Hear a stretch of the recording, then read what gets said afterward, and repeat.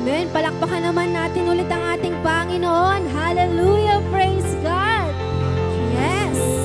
Lahat ba tayo dito ay marunong umawit o nais umawit para sa ating Panginoon? Amen. Lahat ba tayo ay handang sumayaw para sa ating Panginoon? Lahat ba tayo ay handang lumundag? Amen? Ayan. Maaring bago man ito, kapatid, sa ating mga tenga, just let the Holy Spirit guide you. Ayan. Just let the Holy Spirit guide you. At mag-focus tayo sa pagpuri sa ating Panginoon, because what matters the most ay yung awit na inaawit ng ating mga puso. Hallelujah! Amen!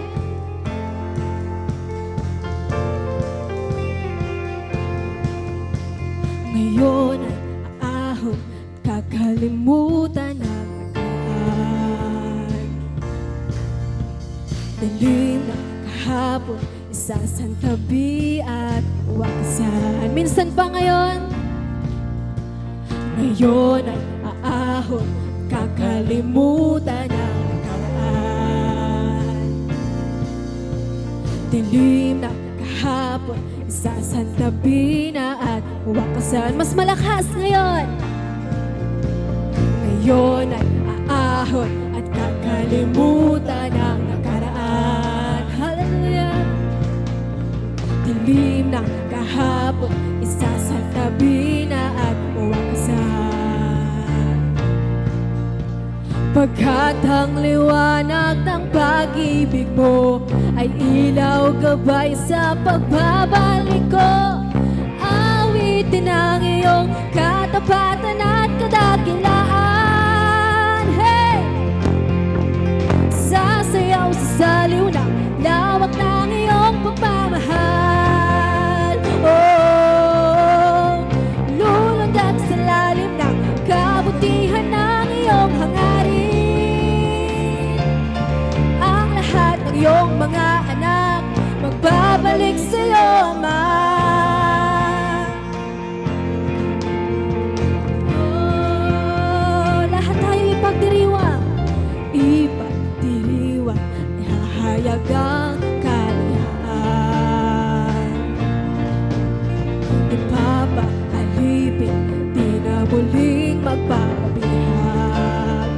Oh, sa bawat sulok ng buong mundo, ihahayag tanging pangalan mo. Awitin ang iyong katapatan at kadakilaan. Sasayaw sa saliw ng lawak ng iyong pagmamahal. Oh, lulundag sa lalim ng kabutihan ng iyong hangarin. Ang lahat ng iyong mga anak magbabalik sa iyo, Ama. Minsan pa awitin, awitin ang iyong katapatan at kadakilaan. Sasayaw sa saliw ng lawak ng iyong pagmamahal. Oh, lulundag sa lalim ng kabutihan ng iyong hangarin. Ang lahat ng iyong mga anak magbabalik sa iyo, Ama. Amen. Hallelujah.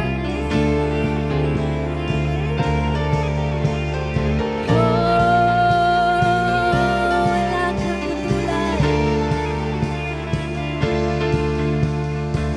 Ama, walang katulad ang pangako at pag-ibig na alay. Jesus, ikaw ang daan, tanging katotohanan at buhay. Ama, walang katulad. Ama, walang katulad ang pangako at pag-ibig na alay. Jesus, ikaw ang daan, tanging katotohanan at buhay.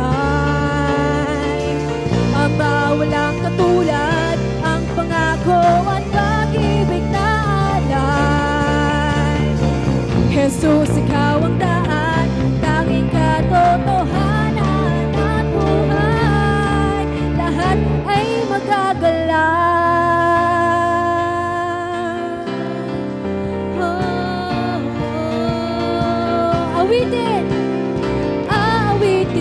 iyong katapatan at kadakilaan. Oh, sasayaw sa lawak ng iyong pagmamahal.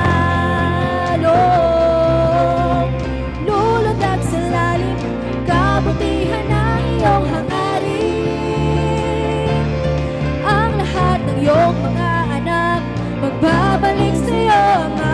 Lahat tayo awitin, awitin ang iyong katapatan at kadakilaan. Sasayaw sa saliw na lawak ng iyong pagmamahal. Oh, lulutag sa lalim na kabutihan ng iyong hangarin. Ang lahat ng iyong mga anak magbabalik sa iyo, Ama. Magbabalik sa iyo, Ama. Magbabalik sa iyo, Ama. Magbabalik sa iyo, Ama. Magbabalik sa iyo, Ama. Hallelujah, praise God, amen. Yes, Lord Jesus. Let us continue to praise our Lord today. Lahat ba tayo nagpapasalamat sa ating Diyos? Amen. Pwede ba nating sabihin, I thank God. I thank God. Amen. Hallelujah. Let's praise the Lord.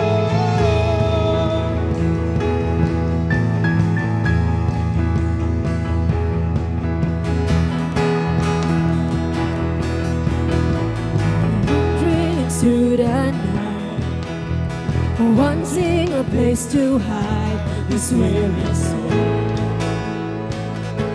this bones. And I try with all my might, but I just can't win the fight. I'm so drifting, oh vagabond. And just when I run out of road, I met a man I didn't know, and he told me that I was not alone.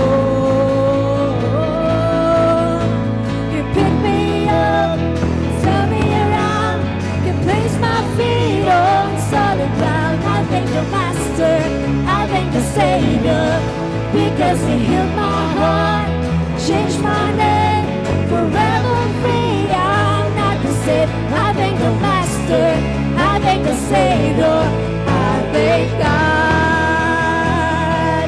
Whoa, whoa, whoa. Sing, I cannot deny what I see. Got no choice but to believe. My doubts are burning like what? Like ashes in the wind. So long to my old friends, burden and bitterness. You can just skip and move it. No, you are welcome here. From now till I walk the streets of gold, I sing of how you saved my soul. This wayward son has found his way back home. You pick me up,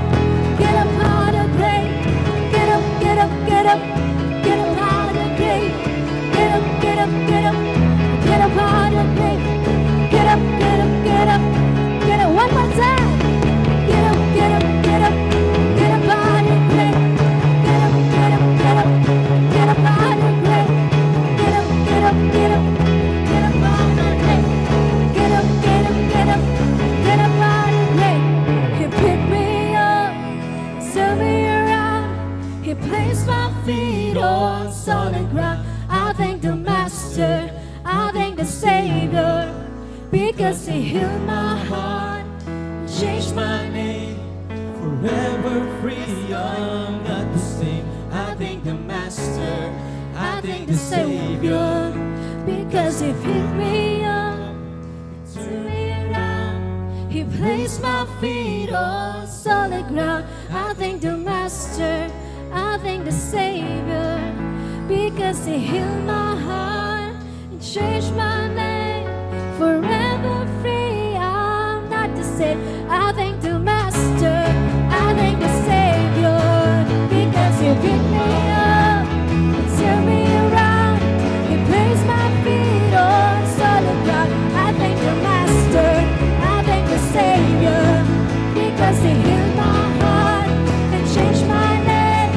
Forever free, I'm not the same. I thank the Master, I thank the Savior, I thank God.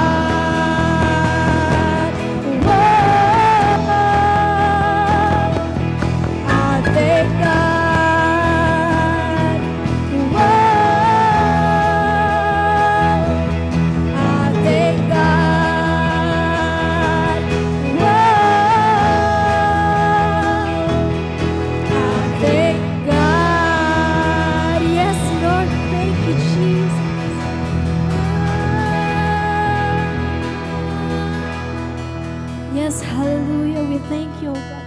Sarap magpuri sa iyo, Panginoon. We thank you, Jesus, for all the sacrifices, O God.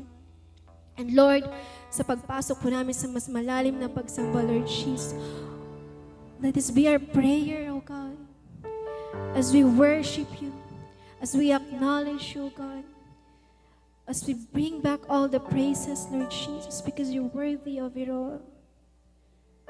Lord, Ikaw ay karapat-dapat sa lahat, Panginoon. Walang iba kundi Ikaw lamang, Jesus. Jesus, you're the name above every other name, O God. Jesus, you're the only one who could save us. And Lord, we cling more into your presence today, Panginoon, as we sing these songs, O God. Gamit ang aming mga puso, Lord Jesus. We just want to invite your Holy Spirit in this sanctuary, O God.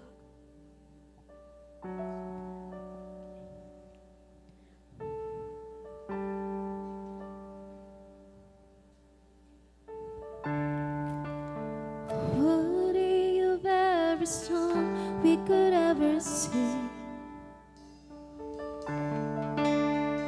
worthy of all the praise we could ever bring. Worthy of every breath we could ever breathe, we'll live for you. We'll live for you, oh Jesus, Jesus, the name above every other name. Jesus, the only one who could ever save.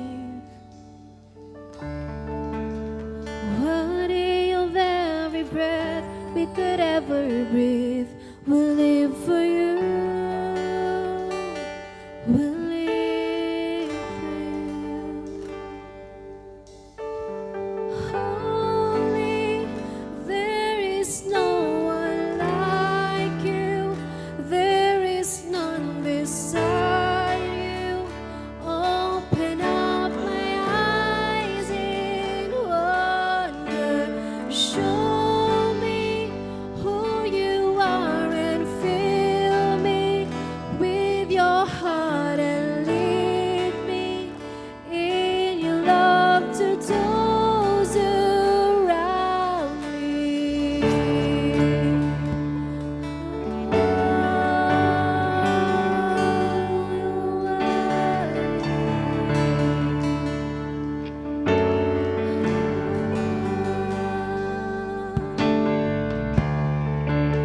Worthy of every song we could ever sing,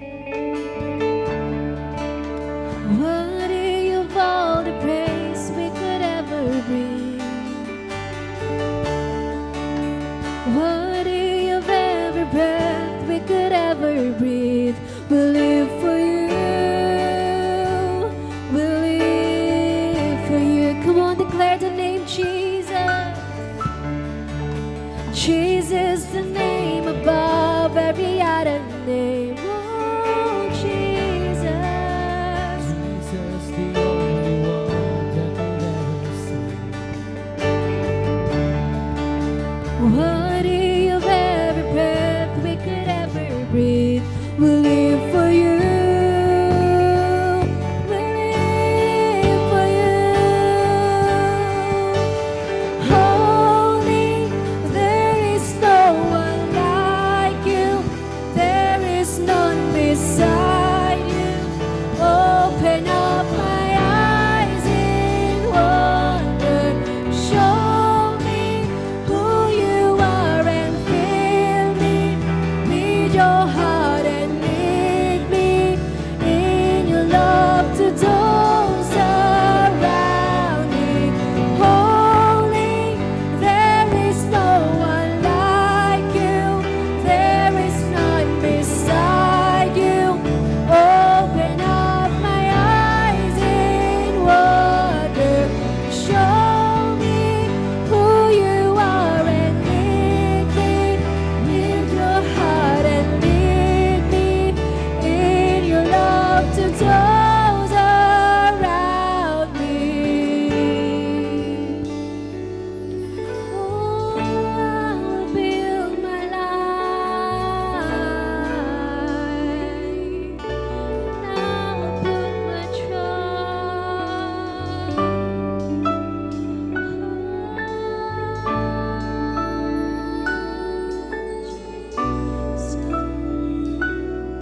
Yes, I will be. And I will build my life upon your love. It is a firm foundation. I will put my trust in you alone, and I will not be shaken. I will build my life upon your love. It is a firm foundation. I'll put my trust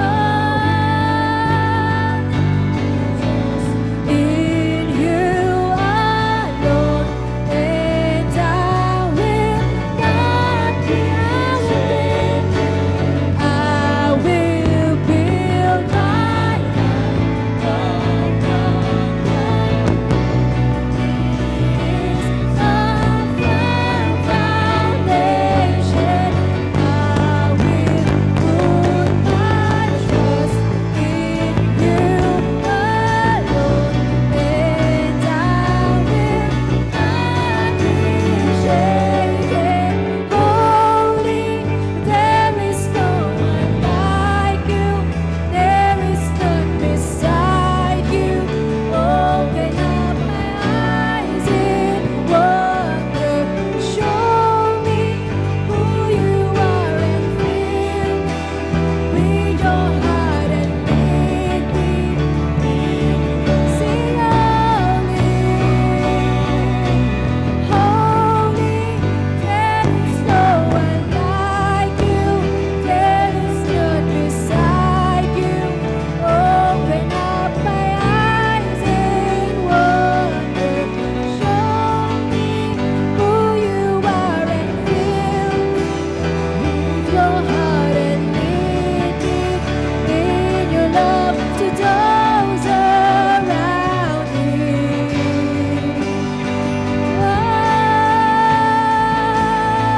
Come on, let us worship our Lord. Open your mouth and declare that He is worthy of it all. Amen. He is worthy of everything. He is worthy.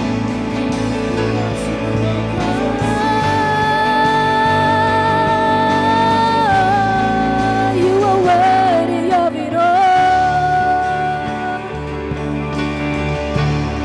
You are worthy of it all. For from you are all things, and to you are all things. You deserve the glory. Say worthy, worthy. You are worthy of it all, oh, Jesus.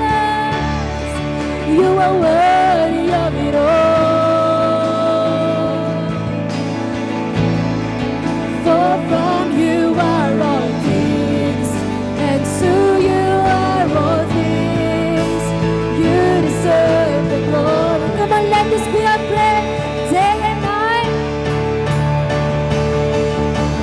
Day and night, night and day, let incense arise. Day and night, night and day, let incense arise. Day and night, night and day, let incense arise. Day and night, night and day, let incense arise.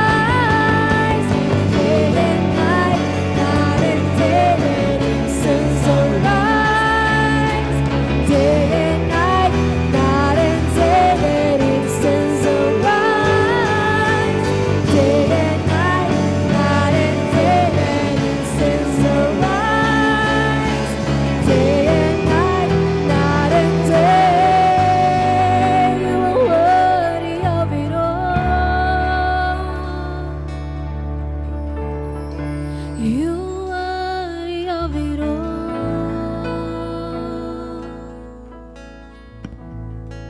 For from you are all things, and to you are all things. You deserve the glory. Sing worthy, worthy. You are worthy of it all. Come on, declare with all the voices. You are worthy of it all, oh Jesus.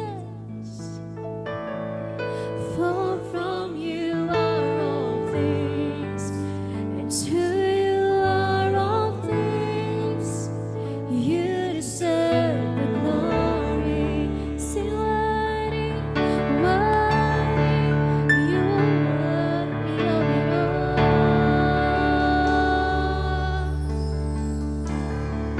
You are worthy of it all.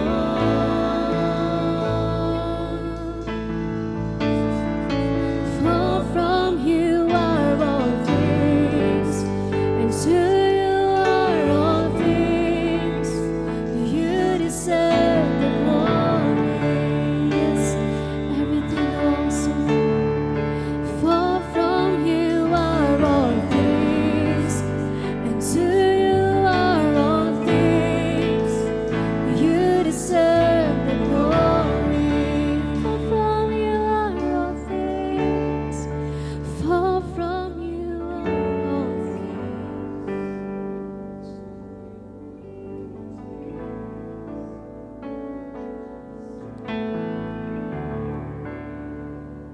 Praise the Lord, church.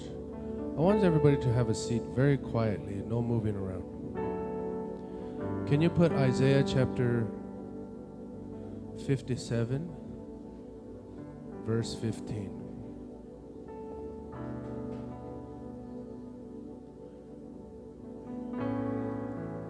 We're going to sing one more time. Amen? But I want to share a thought with you as we continue. How's everybody's English so far? It's okay? Entendihan mo? I think this is the one. God is speaking in the Bible here, and He's giving us some wonderful revelation that is going to help us as a church to worship God. The truth is that with praise, with thanksgiving, we can come into God's presence. Amen? It's wonderful. But you can't really get a revival in your life or in your spirit without getting broken before the Lord. Even people who have been serving the Lord for many, many years sometimes get dry. They get very spiritually bored, and you have to get into the place of brokenness and let God speak to you. Amen. And so look what the Bible says. It says, "For thus saith the high and lofty one that inhabiteth eternity, whose name is holy." That's God. Everybody say God. Say God. See? Unity. Everybody say unity. Everybody say love. Look at the person next to you, and from your spirit, smile at them. Not from your mouth. Sometimes we're just saying hi, but it's not from our spirit. Like, hey, how you doing? It's different. This is what God is pointing out for us. He says, the one who's in heaven, the one who's holy, he's speaking. And look what he says about himself. He says, I dwell in the high and holy place. Everybody say God. Okay. And he says, with him also, meaning, is God alone up there? Or do we have an invitation to go there with him? God is in the high place. And he gives invitation for people to go there also.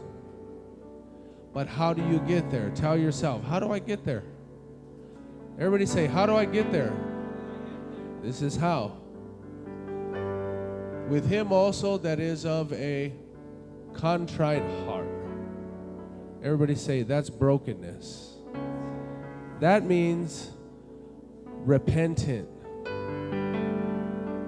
The problem is sometimes is that we're here and we're religious, but we have sin, but we want to act like everything's okay. But revival isn't, you can't buy revival with a nice smile. You can't buy revival with looking nice in church. The only way you get to a place of revival is when you start dealing with your sin. Some of you have sin. It's obvious. It's all over you. And if you want God to be in your life, you need to deal with it. Don't sing to God, but last night you were drunk and cursing with your mouth. The Bible says, who shall ascend the hill of the Lord? He that has clean hands and a pure heart. So if you want God to really be God, and show you what he can do with you and with your life, you have to get to the place where you dwell with him. And the only way to dwell with him is to deal with your sin. You want to feel the presence of God when we sing and worship? Tell yourself, deal with what's wrong. Deal with my sin. Deal with my perversion of lust. Deal with all of the more morally crooked and wrong things that are in my life, and bring them out to God and say, God, I repent. Contrite and humble. Can you humble yourself before God? I'm the pastor, but I still got things. I need to humble myself in the presence of God. I'm a pastor, but sometimes I fail at home. With my wife, with my children. Sometimes I'm too busy. And so when I come to praise the Lord, God will tell me, before you lift your hands, deal with yourself so that I can take you to dwell with me.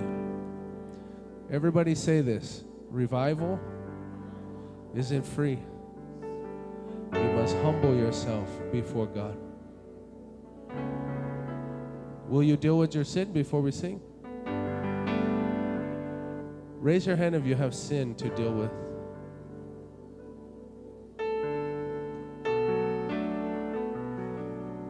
We all do. Let's not be religious. Contrite, humble spirit. And then what does it say? It revives the spirit. How many of you want a revived spirit? Amen? Do you want a revived spirit? Okay, then let's take a few minutes. Do you want a revived heart? Yeah, look what it says, a revived spirit of the humble. When you humble yourself, your spirit gets revived in God. And to revive the heart of the contrite ones, and you want to revive your heart, you have to get repentant. Everybody say repentant. And that revives the heart. Praise the Lord. And a humble spirit revives the spirit. Your heart is the organ of the body. Amen. It revives that part of you. But the spirit, it revives the spirit. Do you understand? And when that happens, revival happens. The presence of God comes in a magnitude that you can't comprehend. You want to see miracles? The number one reason why we don't see miracles in the church is because people come and lift up dirty hands and they don't deal with sin. But if the church gets into unity and love for God above themselves, God will start to heal people. God will start to praise people. He'll start to honor what we do, and He'll receive it and He'll bless it. Amen. So, did you have another song? What was the song that you had next? Was that the last one? Okay. Find a song for us. Before we preach, before we do anything, let's take 2 minutes and deal with your sin. I'm going to pray. Everybody knows their sin. Amen. The fathers, their sin, a lot of the times, is not paying attention to their children at home. The mothers or the breadwinners of the house, they know sometimes they're working too much and they feel guilty, because they don't spend enough time with the children or with their spouse. You, young children, you know your sins. Acting one way at church, but being carefree and without regulation out in the world with your friends.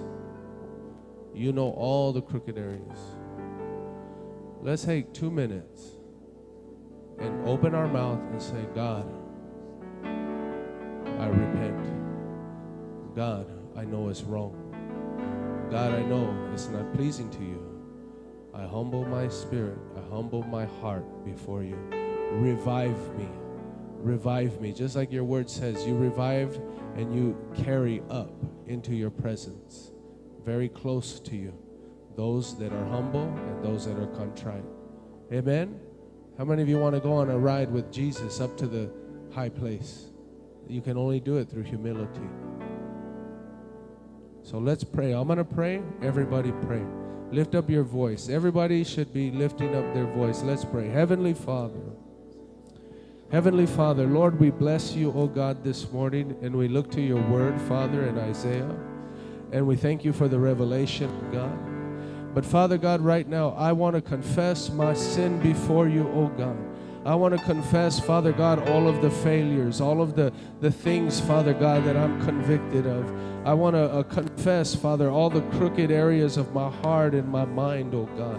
I want to ask, Father God, that you would just forgive me, oh God, for the shortcomings in my life as a husband, as a father, as a provider, Heavenly Father.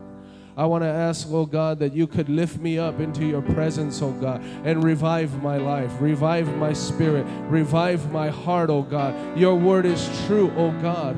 But Father, so often I don't follow it. So often I don't look to it. I look to friends to find happiness and joy when I should be looking to you, Heavenly Father. I look to the money that my job provides instead of looking to you. And Father God, there's all types of areas of my life that are in darkness, oh God. I come to church, but Father, I don't want to be a hypocrite, oh God. I want to be open. I want to be transparent. And I want you to dwell with you, Father God, in the high place. But Father, help me, Lord. Give me a revelation on how to get into that place of contrition and to get into that place of humility before you, so that people will know who you are, so that you can walk into this church, oh God, and do miraculous things, so that you can convict the sinner's heart and bring them into the light, Heavenly Father, so that you can convict my heart and bring me into the light. Oh, Heavenly Father, for every silent mouth that is stubborn before you, I pray, oh God, that you break it. I pray that you bring circumstances into their life to where they can no longer be stubborn, but you can break them. Break them so that you can win them. And so, Father God, we're going to sing one more time unto you. We're going to sing one more time to you. Church, raise your hands. Raise your hands. Everybody raise your hands. Raise your hands. Don't be stubborn. Participate. Amen. Smile. Smile at somebody. Smile at yourself. Amen. Is God good? Oh, see? That's the problem. Wake up! You want to get revived? Wake up. Get over your sin. Confess all of that drinking. Confess all of that sleeping around. And confess all of that filthiness. And get right with God. Amen. Get right with the Lord. Let's stand. That's what I long for. Sometimes you got to have the altar call first before the preaching. Lift up your voice to the Lord.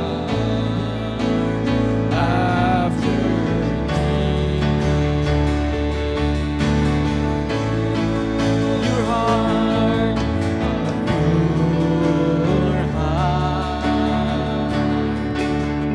that's what I long for. Heart that follows after thee.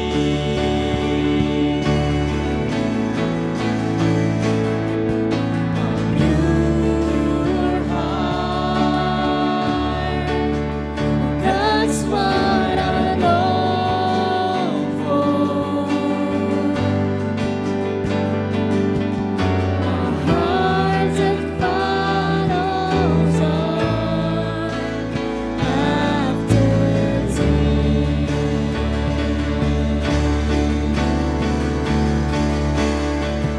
A heart that hides your word, so that sin may not come in. A heart that's undivided, but one you rule and reign. A heart that beats compassion and pleases you, my Lord, a sweet aroma of worship that rises to your throne. Sweet aroma of worship that rises to your throne. Sweet aroma of worship that rises to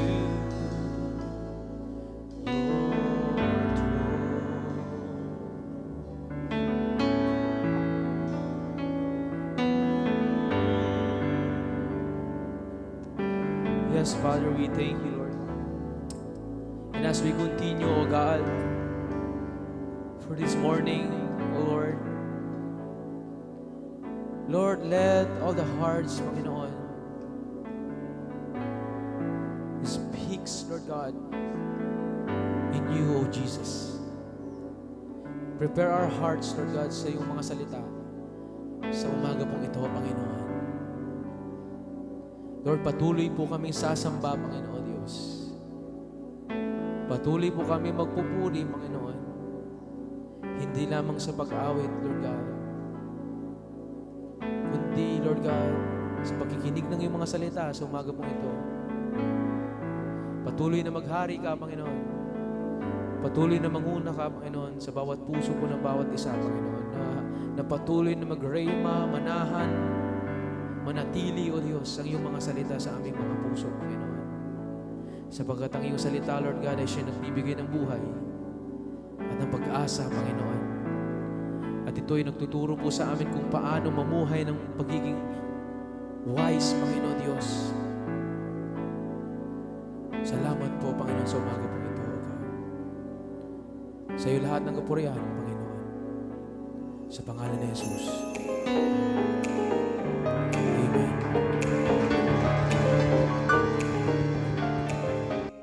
Yes, Lord. Heavenly Father, O God, maraming salamat po muli sa napaka-bless, napakagandang umaga ng Sunday na ibinigay niyo po sa amin, Panginoon. Lord, patuloy na ikaw po yung manguna po sa amin, O Diyos. Ikaw po yung magturo po sa amin sa pamagitan ng iyong mga salita, Panginoon Diyos, upang patuloy po kaming mamuhay ng parang isang wise, Panginoon, na ini-example mo sa iyong mga salita, Panginoon. Lord, at bigyan niyo po kami ng endurance and strength, Lord God, sa umaga pong ito, upang ma-receive po namin ng maliwanag, ng clear, Lord God, ang iyong mga salita, O Diyos. Buksan ang aming mga puso, Panginoon, sa tulong ng iyong banal na Espiritu, sa umaga pong ito, O God, at patuloy po kami na maglakad, na may pag-iingat, Panginoon, sa aming mga buhay, O Diyos, bilang isang mga naniniwala, mananampalataya, O Diyos, bilang mga Kristiyano na sumusunod po sa iyo, Hesus Kristo. Lord, maghari ka sa bawat buhay po ng bawat isa. Salamat po sa worship, salamat po sa mga awitin, sa mga bagong awit, sa new songs, Panginoon, na inilagay niyo po sa aming mga puso, Panginoon, na nagagamit namin to praise and to worship your name, O God. Salamat po sa umaga pong ito. In Jesus' name, amen. Amen. Hallelujah. Praise God. So, tuloy-tuloy na po tayo. Diretso po tayo ngayon. Amen. So, the title of our message po sa umaga pong ito is Walking in Wisdom. Walking in Wisdom. Sabi mo nga sa katabi mo, Walking in Wisdom. Amen. So, yung verses po na ating mga tatalakayin sa umaga pong ito ay nasa Ephesians chapter 5, versikulo 15 hanggang 17. Amen? Lahat po ba tayo mayroong mga Bibles? Mga Bible. Amen? Gamitin natin yung mga gadget natin, pero mas maganda sa sunod, magdala rin po tayo ng mga libro po natin, yung talagang Biblia, no? Makakatulong po sa atin yun araw-araw. Mas ma-motivate tayo na magbasa ng salita ng Diyos. So, Ephesians chapter 5, verse 15 and 17, sabi po dito, See then that you walk circumspectly, not as fools, but as wise, redeeming the time because the days are evil. Therefore, do not be unwise, but understand what the will of the Lord is. Understand what the will of the Lord is. Marami po sa atin, mga kapatid, mga Kristiyano, kahit na mahaba o ilang taon na tayong nagsisilbi sa Diyos. Pero sa totoo lang, hindi pa natin talaga nalalaman kung ano yung kalooban ng Diyos sa atin. Ang alam lang natin ay magpunta lang sa Sunday service. Tama? No? Karamihan po sa atin ganun po. Hindi ko po sinasabi na kayo po yun. Baka sa ibang church po yun. No? Pero tanungin po natin yung mga sarili natin. Alam ko ba talaga at nalalaman ko kung ano yung kalooban ng Diyos sa buhay ko? No? Simula pa lang, katanungan na po, question na po para sa ating lahat. Kasi kailangan po natin tanungin yung mga sarili po natin kung alam ba natin at nalalaman natin ang kalooban ng Diyos sa ating mga buhay. At maraming mga Kristiyano, I believe, hindi pa nila alam ang kanilang pagkatawag sa Diyos. Pero sa totoo lang, yung Diyos meron pong panawagan po sa atin. Amen? Yung panawagan po na yun, hindi lamang po mag-a-attend dito. Mag-attend dito is napakaganda. Mag-praise and worship, mga iba sa atin, na-enjoy yung palakpak, yung iba sa atin na-enjoy yung mga sayaw-sayaw, yung sigaw-sigaw. Di ba? May mga ganun eh. Yung mga iba, mga ikot-ikot pa dyan. Sana magkaroon din tayo mga ganun, yung talagang lukso-lukso talaga ng mga kapatiran, ano? Pero mga iba talaga na-enjoy nila yung worship. No? Yung mga iba, minsan na-enjoy nila yung salita ng Diyos. No? Pero mga kapatid, hindi lang doon magtatapos. So, hindi lang hanggang doon yung mga purpose o yung layunin po natin dito sa mundong ito. Kundi kailangan po natin maintindihan kung ano yung kalooban ng Diyos sa mga buhay natin. Kasi maraming panahon na yung kalooban po natin ang nasusunod, hindi yung kalooban ng Diyos. Kaya sabi doon, let thy will be done, not ours. Amen? And then kung hindi mo pa alam yung kalooban ng Diyos, iniimbita kita sa mga prayer meetings po natin. Ngayong week na to, dami natin naging prayer meeting, intercession, petition, crying out, no? Pray in the Spirit, pray in worship, worship in the Spirit. Nung Tuesday pa lang, sa men's group po namin, meron na po kaming intercession, no? Nagsimula kami ng 6:30, natapos po kami ng 8:30 sa pagdadasal, mga kapatid. And then after nun, may fellowship po kami. Siyempre, hindi mawawala po yun. Kasi maganda yung building relationship. Amen? Naiintindihan po natin. And then nung, hindi ko alam, sa Wednesday, yung mga women's, I believe na nagpipray naman rin sila. Amen? Of course. Hallelujah. And then nung Friday, meron po ulit, yung evangelism po natin, kinonvert natin siya to intercession. Amen? Kaya ngayong week na to, ang dami talaga nating mga iniyak sa Diyos. Actually, ngayon lang ulit nangyari yon na nagkaroon ng mga intercession. Alam nyo ba yung intercessions? Yung hindi mo lang ipagdadasal yung sarili mo, kundi ipagdadasal mo yung iba. Amen? Instead of praying sa mga sarili mong desire o nais, nandoon na tayo minsan, pinipray natin yon, pero doon, more on praying to others, for others. Amen? Kasi nakikita nyo naman mga kapatid, every Sunday, ang daming mga spaces po na mga upuan po dito. No? Pero hindi lang po kami ang may responsibility na manalangin. Tayo pong lahat ay responsibilidad po natin manalangin. Amen po? No? Ganon din nung Friday, Saturday, kagabi, no? Prayer meeting po natin. Ganon ulit. Pray tayo. Sinabi natin yung mga yung mga kagustuhan ng mga puso natin, iniyak natin sa Diyos. Napakaganda. Kaya ni-encourage ko kayo na subukan ninyo mga kapatid. Amen?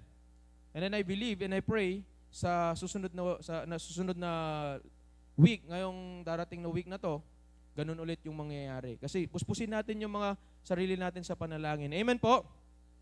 So, the context of our message po sa umaga pong ito, sa Ephesians chapter 15 verse 15 verse 17, ay may panawagan sa mga mananampalataya o mga lingkod ni Kristo na maglakad o lumakad ng may karunungan, ng may wisdom, ng pagiging wise. Ibig sabihin, walking wisely. No? Sa halip na namumuhay o naglalakad na bilang isang mangmang o foolish, no, merong panawagan po si Apostol Pablo po dito sa atin na nabasa po natin kanina at tinuturo, no, ang pagpapahalaga sa oras at pag-unawa sa kalooban ng Diyos. Amen? At kung paano po tayo mamumuhay dito sa mundong ito bilang isang mga lingkod o mga Kristiyano na sumusunod kay Kristo Jesus. Naniniwala po ba tayo doon? Lahat po tayo, it encourages us, believers, Christians, to be mindful of our conduct. Kung paano po tayo namumuhay. Okay, kaya kanina nga, talaga nabibless din ako kanina ng worship, yung tumayo si Pastor dito. Sabi doon, kailangan bago tayo lumapit, sumamba, pumunta dito, meron na tayong pure na puso. Ibig sabihin, nag-repent na tayo. Kung hindi man, nandito tayo, nararamdaman natin na merong mga something sa mga puso po natin, kailangan po natin talaga magsisi sa mga kasalanan po natin. Amen? Kasi hindi po tayo makakapaglakad na maayos, hindi natin malalaman yung kalooban ng Diyos sa ating mga buhay kung tayo ay mga disobedient. Amen? Kasi ikaw lang nakakaalam kung ano yung laman ng puso mo, kapatid, at yung Diyos. Minsan nadidiscern natin, minsan nagmamanifest sa atin, pero ikaw mismo ang nakakaalam kung ano po yung laman ng puso po ninyo. Kapatid, naniniwala po tayo doon? No? So, dito, encourages us na to be mindful kung paano tayo mamuhay. Amen? In James chapter 1 verse 22, sabi po doon, but be doers of the word. But be doers of the word. Yung salita ng Diyos. Amen? And not hearers only. Hindi lamang yung mga tagapakinig lamang. Kasi marami na sa atin nagpupunta Sunday to Sunday nakikinig lang.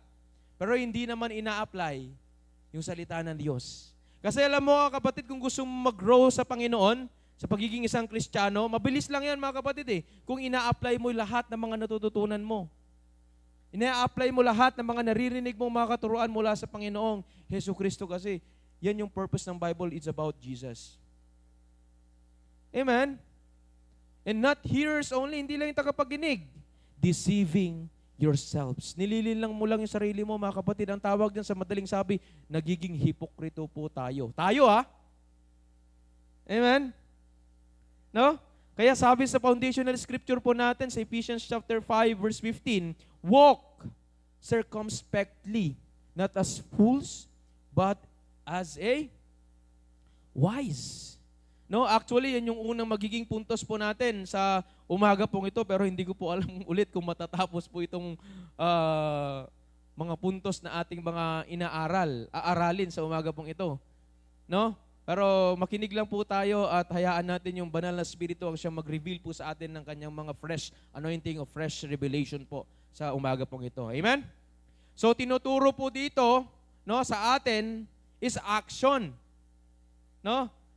And applications.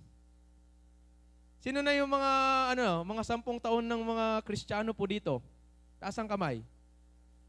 O mahigit? No? Wala? Mga iba siguro, no?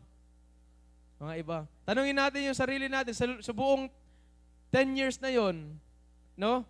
Ni-apply ba natin lahat? O ini-action ba natin lahat ng ating mga natutunan? Siyempre, hindi talaga. Di ba? Pero yun yung instructions po sa atin, to walk circumspectly. Amen? So, ibig sabihin po ng salitang yan, pwede bang sabihin mo sa katabi mo, alive? No? Or walk circumspectly means aware. No? Sabihin mo, aware. And then sabihin mo sa katabi mong naantok, alive. Buhay. At gising. At handa. Amen? Attentive. No? At alerto. No? Alerto sa mga panganib na pwedeng mangyari po sa atin. Amen? 1 Peter chapter 5 verse 8, sabi po dito, stay alert. No? Watch out for your great enemy, the devil. He prowls around like a roaring lion, looking for someone to devour. Amen? No? Nagmamasid lang yan, mga kapatid. No? Kung napansin mo, maganda ngayong usapan namin kagabi. After ng prayer meeting, may mga kakwentuhan po tayo na mga kapatid. Alam mo, totoo, pag lumapit ka sa Diyos at lumalapit ka sa Kanya, kinikilala mo siya, nagsiserve ka sa Kanya, paliit na paliit yung nilalakaran mo. Totoo yun Yung narrow road, narrow way papunta sa langit. Totoo po yun. No? Ibig sabihin, pahirap ng pahirap. Blessing na nga, super blessed ka na kung lumalakad ka doon sa masikip na daan na yun na papatungo sa langit kung hindi ka nakakaranas ng pagsubok. Merong mga ganun tao. Pero most people, na mga nagsisilbi sa Diyos, talagang dumadaan yan sa matinding pagsubok. Tama, mali? Araw-araw yan. And then, minsan, tatanungin natin yung sarili natin, Lord, paano naman yung mga hindi sumusunod sa iyo? Bakit nabibless sila? Nagiging successful yung mga buhay nila? Na may mga ganun mga tanong minsan Hindi ko alam kung natanong nyo na yon sa sarili ninyo. Kasi once nung lumapit ka sa Diyos, nagsilbi ka sa Diyos, ang dami mo nang pinagdaanan, hindi mo naman nadadaanan dati. No? Pero kasi alam mo kapatid, ngayon, nagmamasid palagi yung kaaway. Ayaw niya na magsilbi ka sa Diyos. It doesn't like that. Ayaw niya yon na lumapit ka sa Diyos. Paano naman yung mga nandiyan lang, hindi nga nagpupunta ng Sunday? Hindi. tropa ni Satanas yung mga yun. No? Hindi niya na membro niya kaya kaya hindi na siya concerned doon. Kasi kaklan eh. Di ba? Katropa. Di ba? O yan, hindi naman hindi naman nagpupunta ng simbahan yan. Yung aking mga pagmamasidan, yung talagang oobserbahan ko, yung concern ko ngayon, yung mga taong lumalapit sa Diyos. Intindihan natin? No? Yung mga hindi naman yung mga nagiging successful sa buhay, no, yung mayaman. Pero I'm not saying na hindi, kung gusto ng Diyos na yumaman ka, yayaman ka. Amen, sa kalooban ng Panginoon 'yon. Pero yung mga minsan tinatanong natin, bakit yung mga yun nagiging successful sila? Hindi kasi yun eh. Nasa oikos yan ni nasa tropa yan ni Satanas, kaya hindi niya na yan pinapakialaman. Hindi na yun yung concern niya. Yung concern niya ikaw na nandito ngayon at kinikilala yung Diyos. Kasi ayaw niya na kilalanin mo yung Diyos. Amen? Kaya stay alert. Mag-stay alert po tayo. Attentive. Maging alerto po tayo. No? At ibig sabihin ng aware, no? Kailangan tignan din natin yung spiritual condition na meron po tayo. Ano kaya ang condition ng puso ang meron ako ngayon? Ano kaya ang condition ng puso ko po ngayon? Ano kaya ang condition ng puso mo ngayon? Amen? So sa wikang Griego, naman ang salitang circumspectly ay akribus. Akribus. A-K-R-I-B-O-S. Ibig sabihin ay exactly accurate. No? Diligent and carefully. No, pag pinagsama naman yung walk circumspectly, ang ibig sabihin to watch or look carefully at how you live. To be vigilant and mindful of your behavior. Kasi malaking bagay po yung mga pag-uugali po natin. No? Kasi ikaw yung nagiging halimbawa ng mundong ito. Ikaw yung salt and light ng mundong ito. Ikaw yung asin at ilaw ng mundong ito at iniwanan ka ng responsibility ng Diyos. Amen? And to be on the lookout, palaging nagmamasid ka rin kasi yung kaaway palaging nagmamasid sa iyo, nag-aabang. Kaya ganun ka rin, kapatid. Magmasid ka rin. Amen? And walk, ang salitang walk naman, tumutukoy po yan sa mga pag-uugali po natin kung paano ka naglalakad araw-araw. Pag pinagsama mo yung walk circumspectly, naglalakad ka na merong pag-iingat. Pinag-iisipan mo lahat, mga kapatid, kung paano ka namumuhay. Naintindihan natin? In context, akribus refers to ethical behavior. Yan nga, may tamang pag-uugali with a focus and careful attention especially sa mga panganib at deception at na gustong gawin ng kaaway po sa atin. Amen? And para mas maintindihan pa natin, our English word circumspect is from the Latin circumspicere. No, circumspicere, ibig sabihin ng circum is around, yung spicere naman is look. Sabi doon, and look and conveys the literal picture of looking around, figuratively being cautious. May pag-iingat. Pag pinagsama mo yon, looking around. One who is walking circumspectly is one who is surveying all circumstances and possible consequences before acting or deciding. Yun po yung meat doon, mga kapatid. Iisipin mo, isusurvey mo muna lahat ng mga circumstances o posibleng mga consequences na magiging mga action mo kung ano yung magiging desisyon mo sa buhay.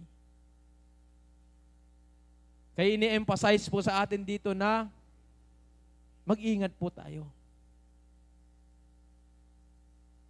Marami tayong mga kakilala hindi nag-ingat sa kanilang mga desisyon sa buhay. Nasaan po sila ngayon? Amen? Nasaan po sila ngayon? Kaya pinapaalala po natin sa bawat isa, ngayon pa lang, mag-iingat na po tayo sa mga actions o mga desisyon na gagawin natin sa buhay.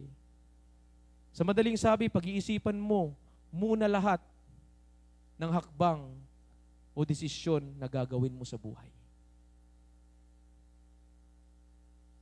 No?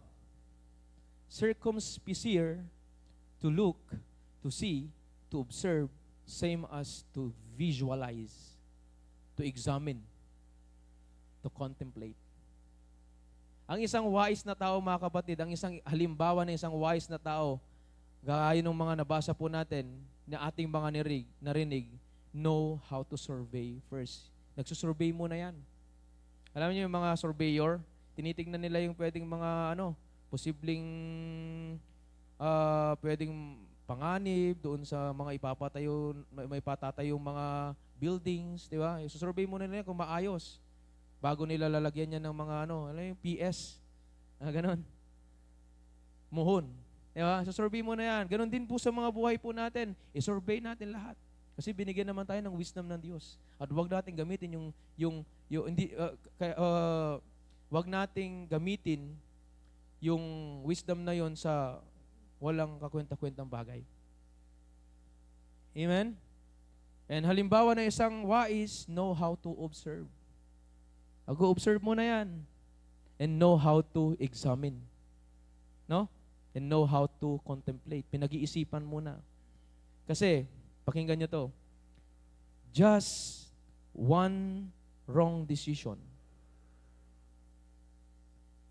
kapatid, brothers and sisters, can ruin everything.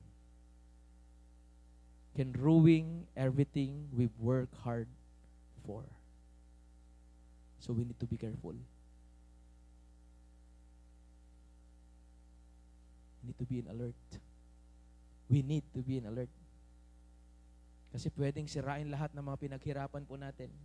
Kung hindi ka nag-iingat ngayon, mga kapatid, baka masayang yung mga pinaghirapan mo, yung pagsisilbi mo sa Diyos, baka mag-back to zero ka. Hirap ka na naman umakyat sa bundok.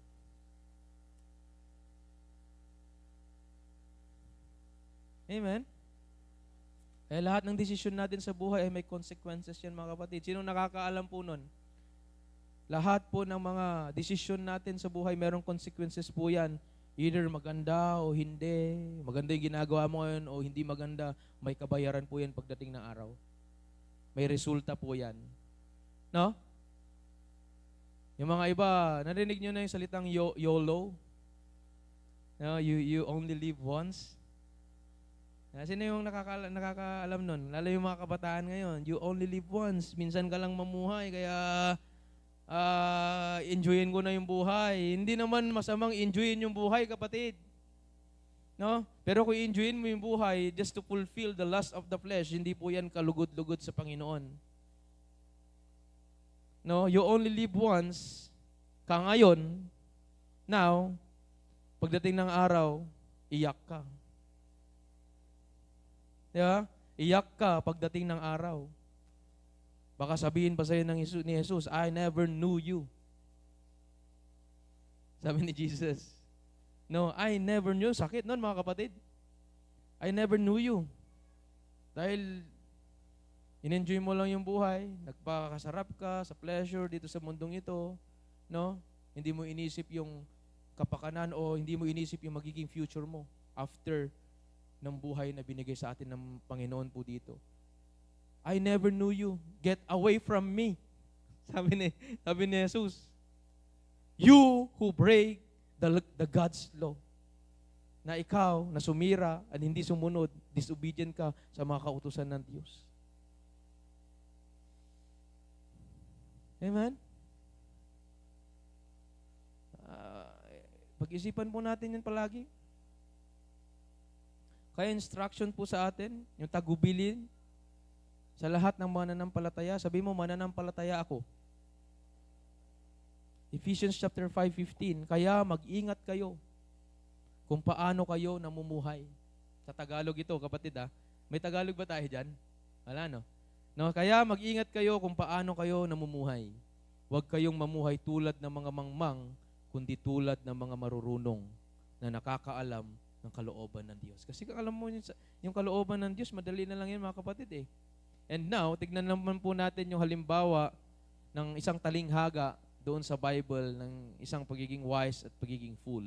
No? Dito po sa Matthew chapter 7 verse 24, sabi po dito, therefore, whoever hears this saying of mine, si Jesus nagsasalita, and does them, sinusunod, ginagawa, ina-apply, no, sa kanilang mga buhay, I will liken him to a wise man who built his house on the rock. No? And the rain descended, the floods came, and the winds blew and beat on that house, and it did not fall, for it was founded on the rock. Wise ba yan o fool? Yung taong nagtayo ng kanyang tahanan, nag-build ng kanyang tahanan sa matibay na bato. Wise ba yan o fool? Wise yan, kapatid. Sa verse 26 naman po, but everyone who hears this saying of mine and does not do them will be like a foolish man who built his house on the sand. And the rain descended, bumaba, no, yung ulan, nagtudo, and the floods came, and the winds blew and beat on that house, and it fell, and great was its fall. No? Madaling nasira. Ano yan? Wise yan o yung fool? Yung fool yan. Kasi hindi niya sinigurado. Hindi nag-survey. Hindi nag-observe. Hindi nag-contemplate. Hindi niya pinag-isipan. Hindi nagplano. Amen? Nagtayo na lang. Nagtayo na lang agad-agad. Amen? Kaya dumating yung bagyo, umulan, no? At naglayos. Ilocano, di ka mo di Tagalog na kami nun. Naglayos, na-wash out. Alam mo kapatid, yung house dyan, it represents us. Sabi mo nga, house. Jesus uses that parable of the two builders to illustrate the importance of acting on Jesus' teachings. No? The wise man built his house on solid rock. No? While the foolish man builds on sand. Yung taong yun, disobedient. Yung isa naman, obedient. Kasi yung sumusunod sa salita ng Diyos. Amen? Tandaan natin, when storms come, the house built on rock. Yung mga taong itinayo yung kanilang tahanan, kasi sa madaling sabi, tayo yung tahanan, kung binilt natin, binuo natin, yung sarili natin sa matibay na bato, which is Jesus Christ, sa kanyang mga salita, no? Kahit na anong bagyo darating mga kapatid, nakatayo ka pa rin. No? Kasi alam mo, doon sa pagsubok na yon, doon sa circumstances na yon, doon sa challenges na yon, kasama mo si Jesus. Amen? Pero yung bahay na hindi niya ibinild yung sarili niya doon sa salita ng Diyos, hindi niya inilagay yung sarili niya doon sa matibay na bato, dumating yung pagsubok, tignan mo, ang daming mga spaces na upuan. Wala pang bagyo yan E paano pag may bagyo na? Ayan natin. The principle is, you need to obey the word of God. Obedience, mga kapatid. With submission. Kasi kung obedience lang rin naman at walang submission, kulang po yun. You need to submit, you need to obey, and you need to submit. Kanino? Sa ating Panginoon. Kaya binasa natin kanina, but be doers of the word. Jesus. And not hearers only. Deceiving yourselves and deceiving yourselves. Nililin lang mo yung sarili mo.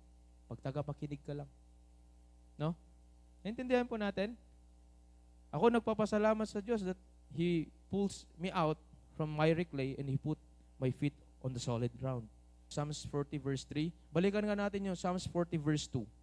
Sabi, He brought me up also out of an horrible pit, out of the miry clay, and set my feet upon a rock. Establish my goings. Establish my goings. Him, God. Amen? Tandaan natin yan, tuwing manghina ka mga kapatid, tandaan mo palagi, inialis ka niya doon sa kaputikan. Kaputikan, muddy place, miry clay, represent yan yung mga pagsubok sa buhay. Yung minsan dahil malagkit, hindi mo na kayang tanggalin yung sarili mo unless na merong tao na tumulong sa'yo, humila doon. Tayong lahat, hinila tayo ni Jesus from there. Amen? Naniniwala ka ba doon?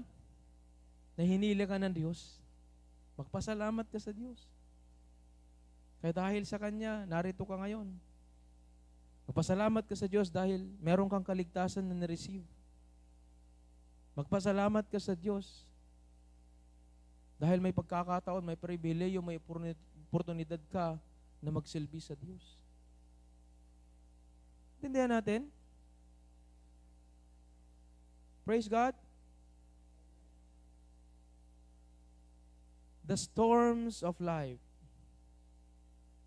Yan yung ulan, floods, and winds. Pero sa madaling sabi, yung mga verses po na yon represent the difficulties, trials, and challenges of life. Ngayon, wala pang bagyo. Siguro wala pa. Pero paano pag biglang dumating yung bagyo? Mamawash out ka ba agad? Pag dumating yung trials and challenges, circumstances ng buhay, nakalimutan mo na Kristiyano ka. Tag-ulan na sa susunod na buwan, malalakas na ulan. No? Hopefully not, pero expect na natin kasi rainy season na. Amen? Magiging dahilan ba yon para hindi ka magpunta ng simbahan? Magiging dahilan ba yon na kahit malayo yung tinitirhan mo, hindi ka na makakapunta ng simbahan? Hindi ka na makakapag-church? Magiging dahilan ba yung bagyo na meron ka o naranasan mo para hindi ka na magbasa ng salita ng Diyos? Magiging sanhi ba yung mga bagyo na yun para hindi ka manalangin? Kapatid, doon sa gitna ng pagsubok na yon, dapat doon ka mas tumibay, mas magpatibay, mas magkaroon ng pag-asa, mas manalangin, mas magbasa ng salita ng Diyos.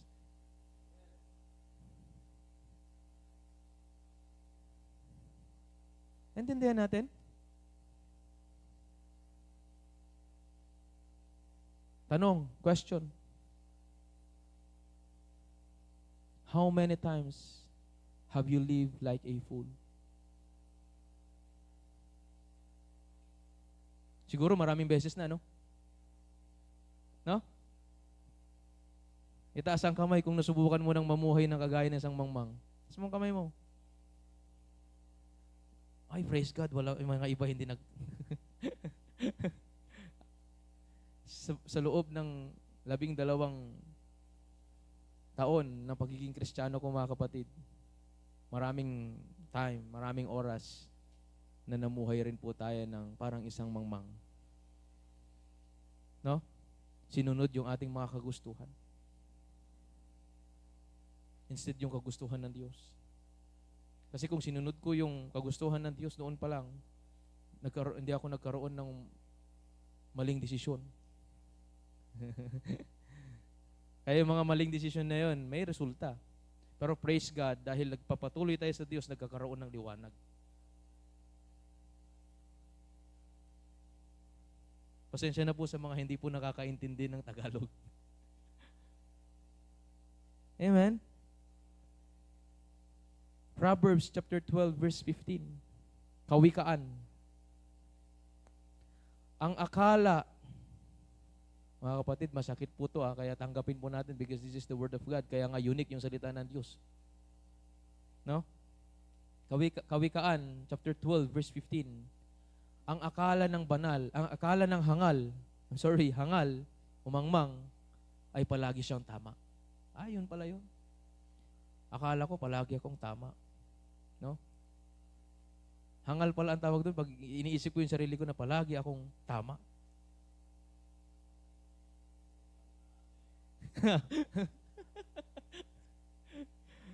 Ngunit ang taong marunong ay nakikinig sa payo. Ang mga taong marurunong ay nakikinig sa payo. Mga advices. Sa advices ng councils, sa advices ng kanilang leaders, advices na mula sa banal na spirito, that He is our great teacher. Amen? Kaya kapatid,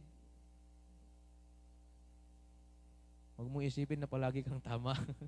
Kasi pag ganun yung isip mo, hangal pala ako.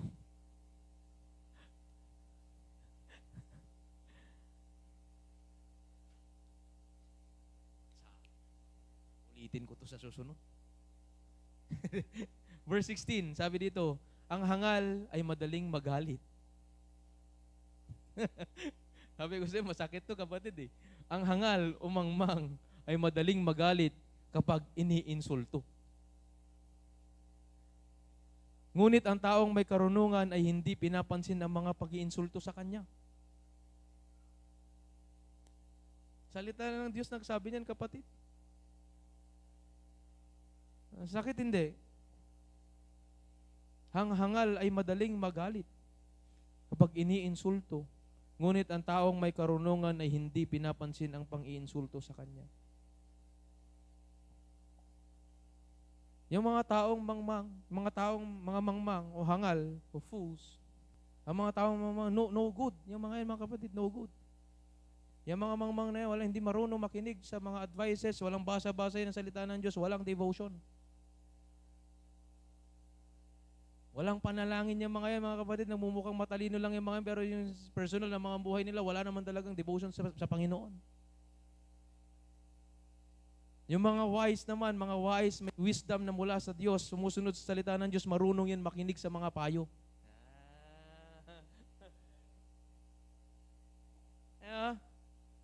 At sumusunod yan sa salita ng Diyos. Obedient yan, kapatid. And submissive yan. Amen? Anong gusto mo? Wise ka o fools? Fool. Ha?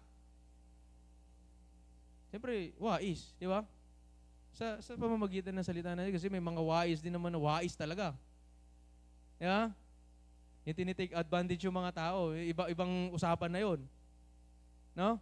Pero dito yung salita ng Diyos, yung wise, yung mga marunong sumunod. Na kahit na minsan masakit na yung ating mga narinig, talagang yung puso ko makikinig pa rin, na magiging obedient pa rin sa Kanya. Pero masakit pa rin. Hindi, sabi ng Panginoon, patawarin mo.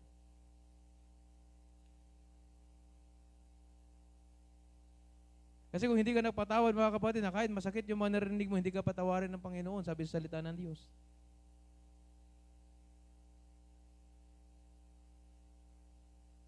Diba, napaka-practical. Amen? A wise man build his house on solid rock.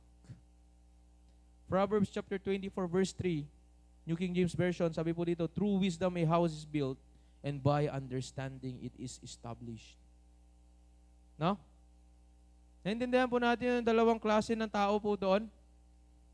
Hopefully, magkaroon po tayo ng application na mas maging wise po tayo sa mga buhay po natin. Sa pamamagitan ng tulong, revelation na mula sa ating Panginoon. No? Tandaan natin, we are the church. You are the temple of the Holy Spirit, kaya meron kang power, no kapatid. May kapangyarihan ka sa tulong ng banal na Espiritu. Number 2, redeeming the time because the days are evil. We need to use our time wisely. We need to use our time wisely. No? Narinig natin kanina na minsan namuhay na tayo bilang isang mga kagaya ng isang mga mangmang. Tama? Or baka hanggang ngayon, ay namumuhay pa rin tayong bilang isang mga mangmang.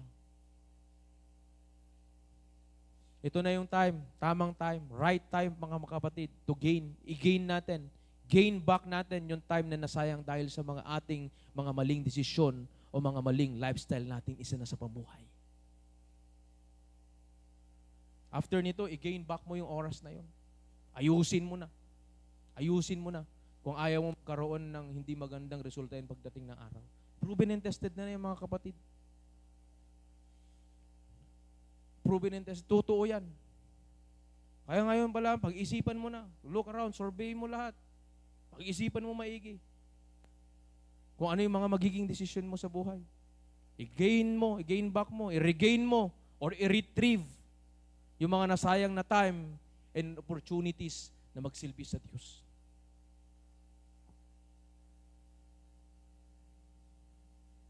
Sabi ni Moses sa panalangin niya sa Psalms chapter 90 verse 12, doon kasi sa version ng scripture na yun, hindi lang po si David, meron rin pong mga panalangin si Moses po doon. Sabi niya sa Psalms 90 verse 12, teach us to number our days, no? That we may gain a heart of wisdom. A prayer for awareness of life's brevity. Ibig sabihin yan, kaiklian ng buhay. A request for God's help in using our time wisely. It's not about counting days in a literal sense, but rather about understanding the transience of life and using that understanding to make wise decisions and choices that will last. No? Transience, ibig sabihin, maikli lang. Panandalian lamang po yung mga buhay po natin dito. Kaya ngayon pa lamang, ayusin na po natin. Intindihan po natin? Seryosohin natin ang ating isang pagiging Kristiyano.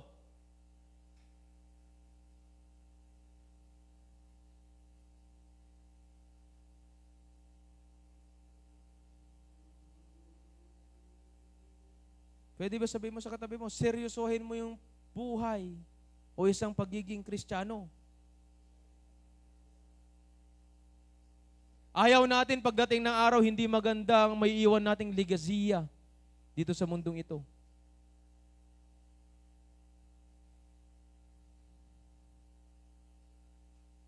Lalo na pag nawala ako dito sa mundong ito, halimbawa lang, no, ayaw ko pa mawala. Pero halimbawa lang, no? Ayaw kong sabihin ng tao pagdating ng araw, yan si Pastor Nathan, palaging late yan.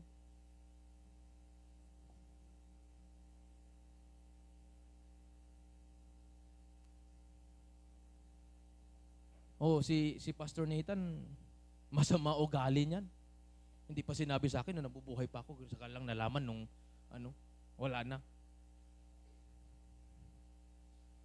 Si Pastor Nathan, tamad yan, hipokrito yan. Alam mo kapatid, ayaw ko yung mga ganun ang maiiwan kong mga memories dito. Naalala niyo, may leadership training natin, meron tayong puntod. Ano yung legacy yung maiiwan mo doon? Sa klase no, nakaalala nun? Yung legacy, yung memories na maiiwan mo dito sa mundong ito. Yeah. At higit sa lahat, ayaw ko na ganun ang mga maririnig ng mga anak ko pagdating ng araw. Pastor ka pa naman, tapos ganun ka pala. Sakit noon, kapatid. Kaya pala mag-build na tayo ng mga memories na maayos, magaganda dito para pagdating ng araw sa eulogy, maganda naman yung masabi ng tao sa'yo, hindi yung mga, kamangmangan, yung mga maririnig dahil sa buhay na nakita sa'yo. Sa atin.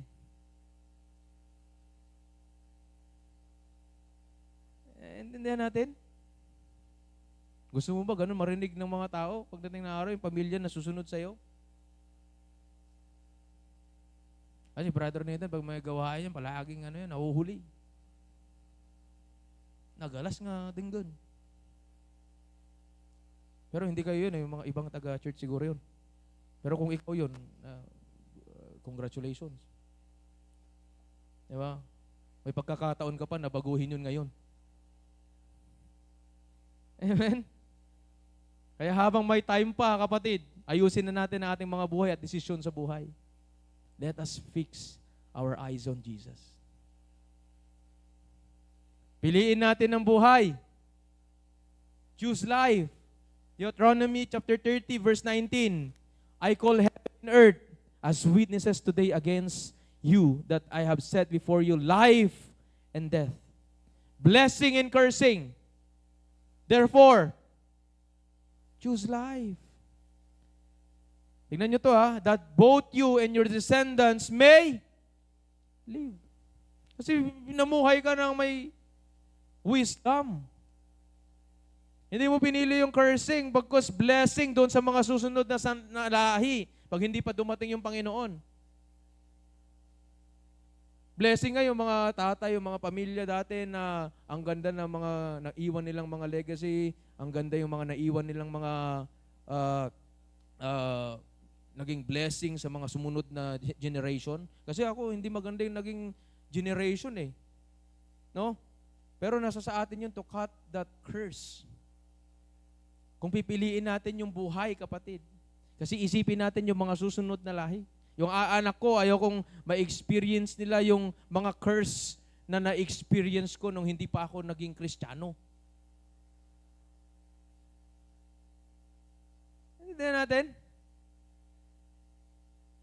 Ayaw kong mangyari yun sa mga susunod na salinlahi, mga kapatid. Gusto ko blessing. Yung blessing ba na sila rin mismo ay nagsisilbi sa Diyos? Pinili nila yung buhay kasi yung buhay na yun is everlasting. Maglalast yun, mga kapatid, kasama si Jesus Christ.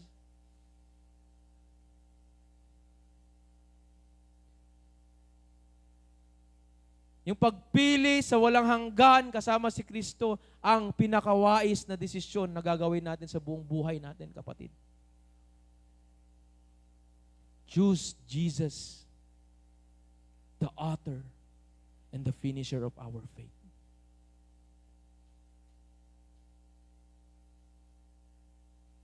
Bakit wala nang tumitingin sa akin? Choose Jesus, the author and finisher of our faith. Lastly, mga kapatid, last verse. Time's up. Last verse. Kaya, Romans chapter 12, verse 2. Baunin yung pag-uwi, mga kapatid. And do not be conformed to this world, but be transformed by the renewing of your mind. You may prove what is right, what is that good and acceptable and perfect will of God.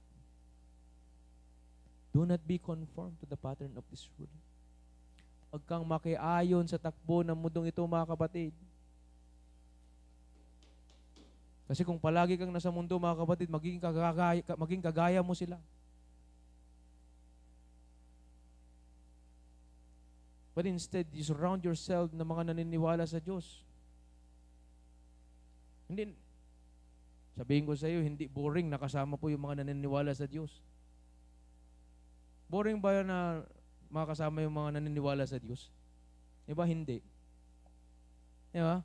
Kasi mga tao rin naman tayo, minsan may mga sinusunog din tayo. Diba?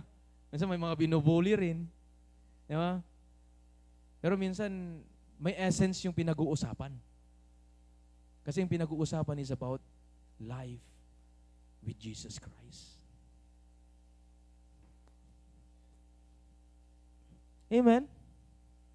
Kaya huwag kang makiayon sa takbo ng mundong ito, mga kapatid.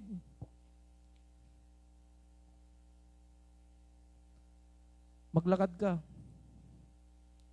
kasama ni Kristo. Yun yung pinaka-the best na desisyon na buhay, na desisyon na gagawin mo sa buhay, na maglakad kasama ni Kristo at ng kanyang banal na Espiritu. Amen? Yun lamang po yung mensahe po natin ngayon sa umaga po ito. At maraming salamat. Pwede ho ba tayong tumayo?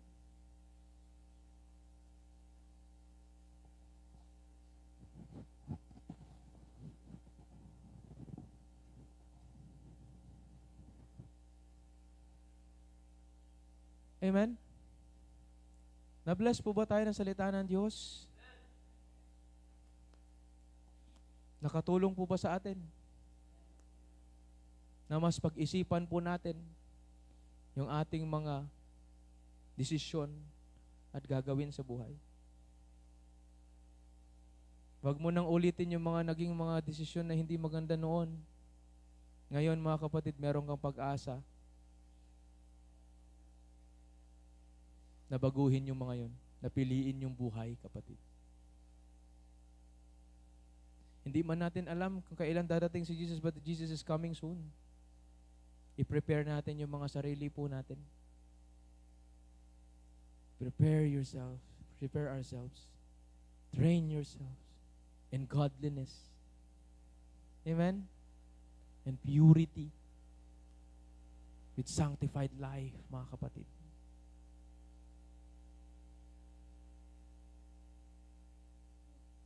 And mag-build ka ng legasiya na mabibless naman yung mga susunod na salinlahi na maiiwan mo dito sa mundong ito. I'm not saying na mawawala na tayo agad dito sa mundong ito, but who knows? Tomorrow is not promised. Sa halip ngayon pa lamang, think about it. Pag-isipan mo na maigi ngayon pa lamang. Kung ikaw naroon pang unbeliefs, na niligtas nga ba ako ni Jesus? No. You need to believe 100% that Jesus saves you. Na niligtas ka ni Jesus. Kasi kung meron ka pang doubts ngayon na hindi pa ako ligtas, ngayon pa lamang mag-repent ka na sa Diyos at lumapit ka sa Diyos, kilalanin mo siya bilang Diyos na tagapagligtas. Hayaan mo siya na mag-lead ng way, mag-lead ng lalakaran mo sa buhay, kapatid.